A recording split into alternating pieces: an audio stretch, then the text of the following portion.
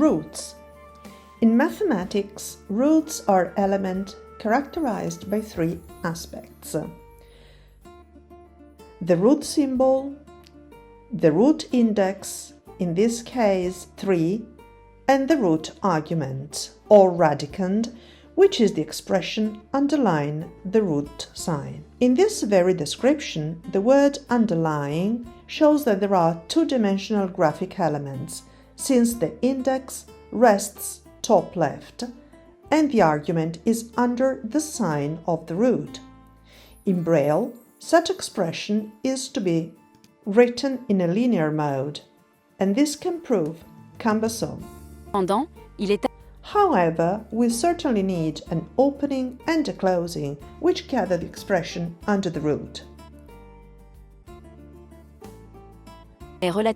When the root index is implicit, being it 2, the expression turns out relatively simpler.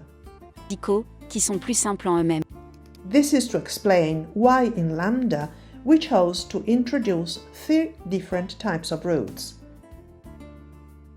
to lighten those radicals which are simpler, like in this case the root of 3, the root of 2, of 5, which we also find in long expressions, and we're introducing opening and closing markers every time would be redundant, since under the root there is just one element. In the first case, if we want to write a simple root of 3, the root element is green, and it is called simple root. As usual, we can find it here at the top, and it is the green element. Or else, with keyboard shortcuts, by digiting Ctrl+R. So, I'll write Ctrl+R, root of 3, plus Ctrl+R, root of 5, minus Ctrl+R, root of 2. In this way, writing the expression, even under dictation, turns out simple and immediate. Let's always double check with F4 that the expression is correct, right. In the second case, instead, we still have a square root. So the implied index is 2, but the elements in the radicand are more. Here, we'll need to insert an opening and a closure in the usual way, that is through the icon, here it is. It is a slightly arched symbol which reminds us of a bracket. So, if we adopt this idea of a sort of bracket for the opening, we'll have its symmetrical element for the closure. In this case, we can also operate through the keyboard by digiting Ctrl+Shift+R, and here is open root. On the bar status, we can read the name, then the argument of the root, the radicand, that is x plus 2, and then, for the closing, as usual, we'll just need to digit Ctrl+K, which will close the expression. Similarly, we can go to Preferences, and under Input, we can tick Yes to have complete input since the very beginning.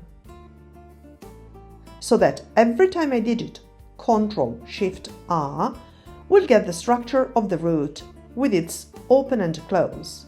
Yet we said that there are 3 kinds of roots, so simple square root with just one element, compound square root because the radicand contains more elements, and the third option with an explicit index of the root. In this case, the cube root, root of 3. Then, how shall we proceed? We always start with open root, which is Ctrl+Shift+R. We'll write the index of the root, and then we'll introduce a further marker, our separator, which we learned to insert through Ctrl+I, intermediate. This separator tells me that the room devoted to the root is over. I could actually have an index which is not only numeral, but even an n+1, or a different expression, and then the usual argument, x plus 2, and then the usual closing. Let's check with F4. Right.